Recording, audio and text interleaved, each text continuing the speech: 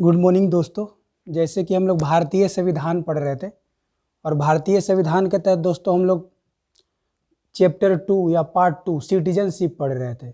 तो दोस्तों कुछ स्टूडेंट का सवाल था कि सर जो लास्ट क्लास में आप नागरिकता बताए थे सिटीजनशिप एक्ट 1955 उसके तहत सेक्शन 3 और सेक्शन 4 जिसमें नागरिकता जन्म से और नागरिकता वंश से था दोस्तों, उसमें कन्फ्यूजन था सर।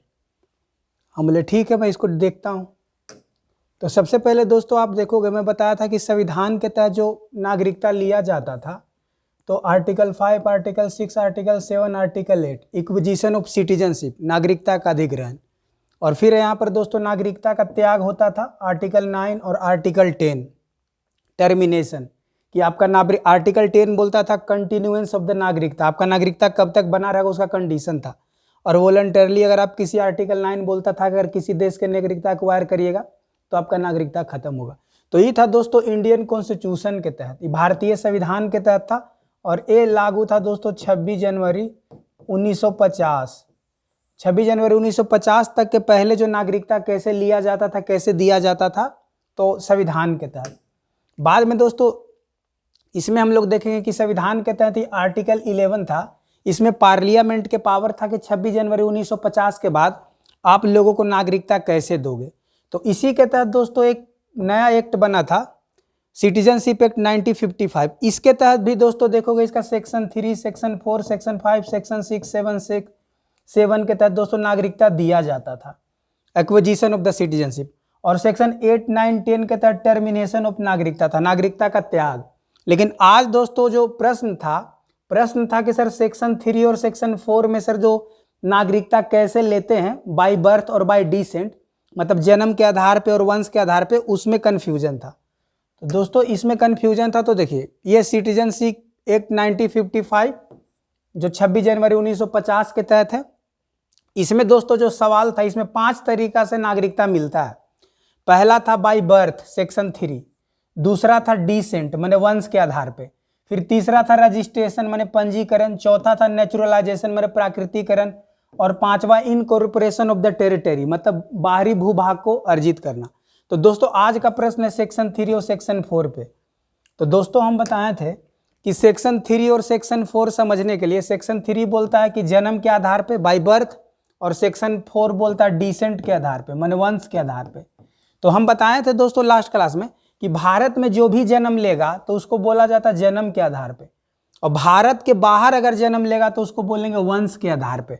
तो एक भारत के अंदर जन्म लेगा तो जन्म के आधार पे, और एक भारत के बाहर लेगा तो उसको वंश के आधार पे बोलेंगे दोस्तों। तो सबसे पहले देखते हैं सेक्शन 3, दो जन्म के आधार पे। तो जन्म के आधार पे दोस्तों 3 कंडीशन था। इसको हम एग्जाम्पल लिखें इसलिए ताकि आपको समझ में आए। जैसे हम एग्जाम्पल लिखें कि रोनाल्डो और उसकी वाइफ जॉर्जिना रोड्रिगेज मान लें इंडिया में ताजमहल देखने आई, तो दोस्तों रोनाल्डो भी पुर्तगीज है और जॉर्जिया भी दोस्तों फॉरेन कंट्री की है, तो दोनों क्या पुर्तगीज नागरिकता है। तो दोस्तों दोनों ही लोग पुर्तगाल से आया हुआ है इंडिया में, और इसका अगर दोस्तों इंडिया में कोई बच्चा हो गया रोनाल्डो का और आपका देखोगे जॉर्जिना का, तो दोस्तों इनका बच्चा को भारत का नागरिकता देना पड़ेगा।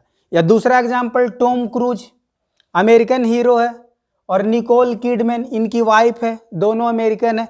मान ले यहाँ इंडिया में आया और इन लोग का भी अगर कोई बच्चा जन्म ले लेता है दोस्तों तो इसको भी भारत का नागरिकता देना पड़ेगा। अब यहाँ प्रश्न है कि रोनाल्डो भी इंडिया का नहीं है, जॉर्जिना भी इंडिया का नहीं है, टॉम क्रूज भी इंडिया का नहीं है और निकोल किडमैन भी नहीं है। तो दोस्तों पहला कंडीशन में इन लोग इंडिया का नहीं है, फिर भी इसका बच्चा को दोस्तों नागरिकता दिया गया।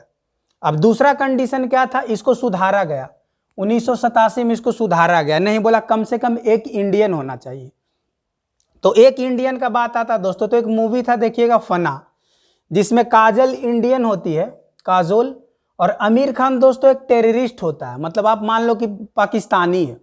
तो दोस्तों यहाँ पर काजल तो इंडियन है और आमिर खान पाकिस्तानी है, एक टेररिस्ट है, इलीगल तरीके से इंडिया में घुस गया है। तो दोस्तों अगर आप देखोगे कि इसका अगर बच्चा इंडिया में जन्म ले लेता है तो दोस्तों नागरिकता देना पड़ेगा। क्यों? क्योंकि यहाँ पर इसकी माता कम से कम एक इंडियन है। लेकिन यहाँ पर दिक्कत है दोस्तों कि आमिर खान इलीगल माइग्रेंट है, मतलब एक घुसपैठिए के रूप में आया है। तो इसको क्या किया गया दोस्तों, सुधारा गया, बोला नहीं कम से कम एक इंडियन तो हो, लेकिन दूसरा लीगल माइग्रेंट होगा।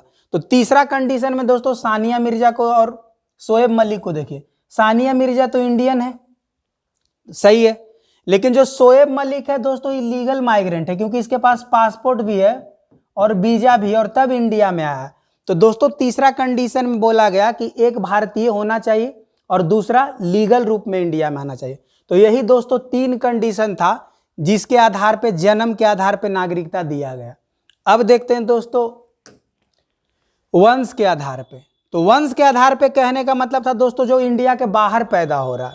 तो एग्जाम्पल मान ले देते हैं, पहला एग्जाम्पल मान ले हार्दिक पांड्या और दोस्तों आप नताशा के ले लो। तो हार्दिक पांड्या और नताशा जो हस्बैंड वाइफ है, हार्दिक पांड्या इंडियन है, या फिर युवराज सिंह को एग्जाम्पल ले लो और हेजल कीच का। तो युवराज सिंह और हार्दिक पांड्या दोनों मेल है और दोनों भारतीय है। अगर विदेश में जाके शादी कर लिया और इसका अगर कोई बच्चा दोस्तों जन्म होता तो उसको भारत का नागरिकता मिल जाएगा। क्यों? क्योंकि पिता या तो हार्दिक पांड्या भी इंडियन है या युवराज सिंह भी इंडियन है। तो दोस्तों इस आधार पे, वंश के आधार पे उसके बच्चे को भारत का नागरिकता मिल जाएगा। लेकिन इसमें दिक्कत यह था दोस्तों कि सिर्फ पिता को कंडीशन 1 लेकर चलता था, सिर्फ पिता को, माता को नहीं लेता था। कहने का मतलब कि अगर प्रियंका चोपड़ा और Nick Jonas, Priyanka Chopra Indian है और निक जोनस अमेरिकन है, तो दोस्तों अगर प्रियंका का बच्चा विदेश में हो जाता तो भारत का नागरिकता नहीं मिलता।